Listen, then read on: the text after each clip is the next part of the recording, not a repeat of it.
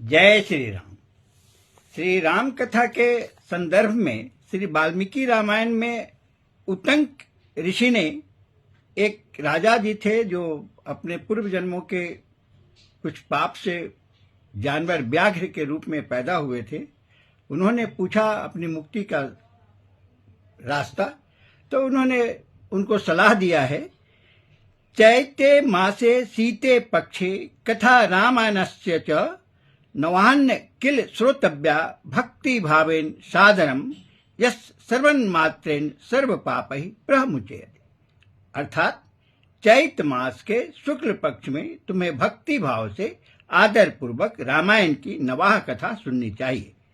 उसके श्रवण मात्र से मनुष्य समस्त पापों से छुटकारा पा जाता है। और यही हुआ। उन्होंने रामायण कथा का श्रवण किया और उन्हें मुक्ति प्राप्त हुई। ये वाल्मीकि रामायण में स्पष्ट रूप से लिखा हुआ है। अतः हम सभी को भी रामायण कथा के ऊपर पूर्ण विश्वास रख के और फिर आगे बढ़ना चाहिए और पढ़ना चाहिए। और 9 दिन के लिए इन्होंने जो बोला है चैत मास में, इसके लिए भी कोशिश करनी चाहिए कि अगर सुअवसर हो तो हम चैत मास के शुक्ल पक्ष में 9 दिन का रामायण कथा अवश्य सुने। इससे हमारे सारे पाप जो है छूट जाते हैं और हमें सुख समृद्धि की प्राप्ति होती है। अतः चले अब हम लोग आगे रामायण कथा अपना प्रारंभ करते हैं। जय श्री राम। ओम नीलांबर श्यामल कोमलांगं सीता समारोपित वाम भागं पानो महासायक चारु चापं नमामि रामं रघुवंशनाथं सियापति रामचंद्र की जय। हम लोगों ने कल की कथा में सुना, भगवान शिव अपने पूरे बारात के साथ पहुंच गए हैं, लेकिन माता पार्वती की माता जी जब उनको विभत्स रूप में देखती हैं तो वो कहती हैं कि नहीं, मैं ऐसे से लड़के से शादी नहीं करूंगी अपनी लड़की का। और वो अपने एक रूम में चली जाती हैं। इसी बीच नारद जी, महर्षि नारद वहां उपस्थित होते हैं।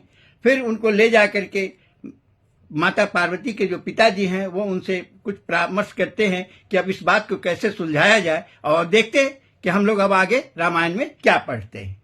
मंगल भवन अमंगल हरि दरबहु दशरथ अजिर बिहारी। तब नारद सभी समुझावा पूर्व कथा प्रसंग सुनावा। मैना सत्य सुनहो मम वाणी जगदम्बा तो सुता भवानी।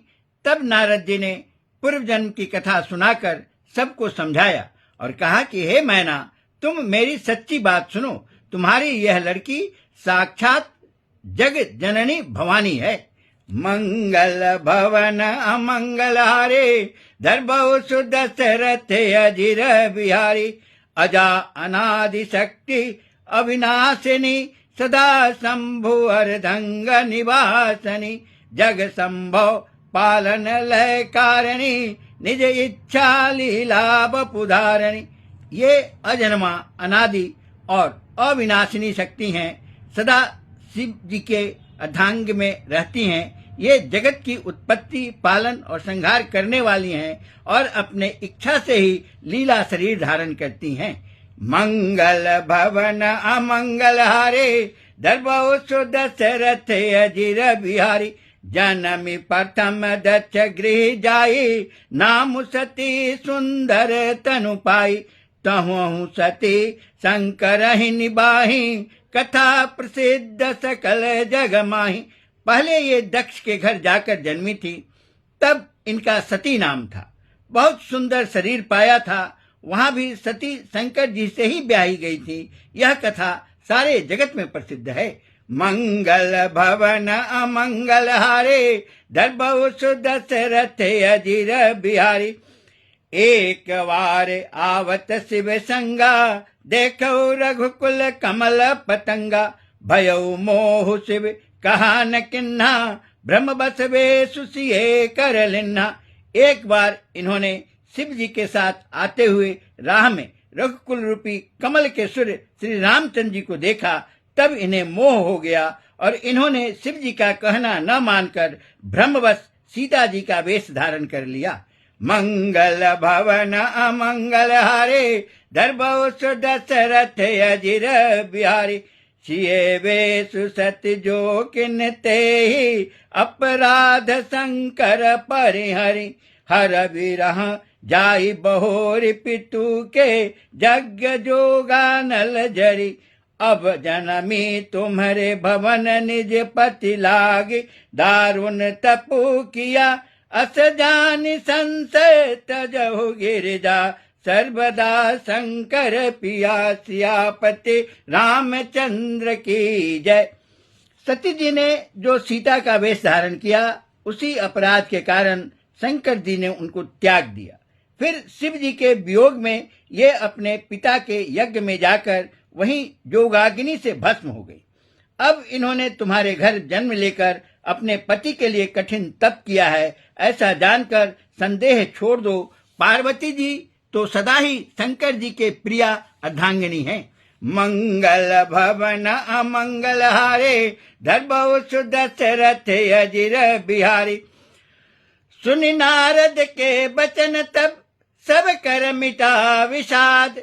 क्षण महु व्याप्यो सकलपुर, घर घर यह संवाद। सियापति रामचंद्र की जय। तब नारद के वचन सुनकर सबका विषाद मिट गया और क्षण भर में यह समाचार सारे नगर में घर घर फैल गया। मंगल भवन अमंगल हारे, धरबौ सुदशरथ अजिर बिहारी। तब मैना हिमवंतु आनंदे, पुनि पुनि पार्वते पद बंदे। नारी पुरुष शिशु जुबा सयाने, नगर लोग सब अति हर खाने। तब मैना और हिमवान आनंद में मग्न हो गए और उन्होंने बार बार पार्वती के चरणों की वंदना की। स्त्री पुरुष बालक जुबा और वृद्ध नगर के सभी लोग बहुत प्रसन्न हुए। मंगल भवन अमंगल हारे, धरबौ सुदशरथ अजिर बिहारी। लगे होनपुर मंगल गाना, सजे सबहि हाटक घट नाना। भांति अनेक भई जेवनारा, सूप शास्त्र जस कछु व्यवहारा। नगर में मंगल गीत गाए जाने लगे और सब ने भांति भांति के सुवर्ण कलश सजाए। पाक शास्त्र में जैसी रीति है उसके अनुसार अनेक भांति को ज्योनार हुई रसोई बनाई गई। मंगल भवन अमंगल हारे, धरबौ सुदशरथ अजिर बिहारी। सो जेवनार की जाई बखानी, बसहि भवन जहि मातु भवानी। सादर बोल सकल बराते, विष्णु बिरंच देव सब जाति। जिस घर में स्वयं माता भवानी रहती हूँ, वहाँ की ज्योनार भोजन सामग्री का वर्णन कैसे किया जा सकता है। हिमाचल ने आदर पूर्वक सब बारातियों को विष्णु ब्रह्मा और सब जाति के देवताओं को बुलवाया। मंगल भवन अमंगल हारे, धरबौ सुदशरथ अजिर बिहारी। विधि भांति बैठी जेवनारा, लागे परुषन निपुण सुआरा। नारे वृंद सुर जेबत जानी, लगी देन गारे मृदुबानी। भोजन करने वालों की बहुत सी पंगतें बैठी, चतुर रसोइये परोसने लगे। स्त्रियों की मंडलियां देवताओं को भोजन करते जानकर कोमल वाणी से गालियां देने लगी। मंगल भवन अमंगल हारे, धरबौ सुदशरथ अजिर बिहारी। गारि मधुर स्वर देहि सुंदरे, विज्ञ बचन सुनावहि।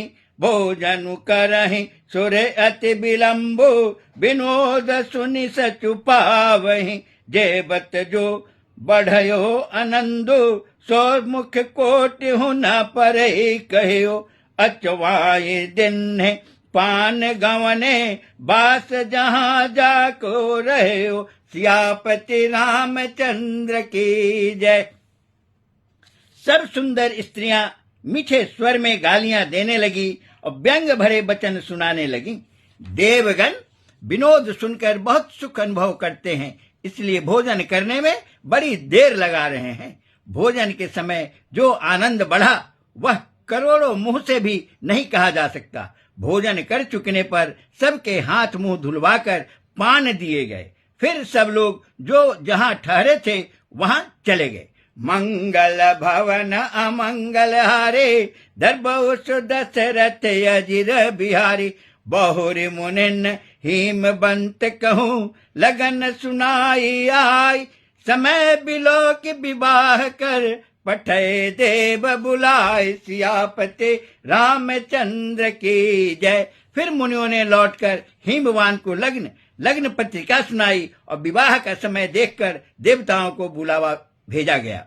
मंगल भवन अमंगल हारे, दरबउस दशरथ अजिर बिहारी। जय श्री राम। समय के अभाव में हम आगे नहीं पढ़ पाए। माता पार्वती की शादी अवश्य अब होनी ही जा रही है। जो भी उलझने थी उनके माता पिता की ओर से शिव जी के विभत्स रूप को देखकर जो वो घबरा गए थे, वो सारी बातें जो है अब सुलझ गई है। नारद जी ने इनके पूर्व जन्म की कथा को बताकर इन्हें बता दिया कि माता पार्वती तो शिव जी के लिए ही बनी है। जय सिया राम।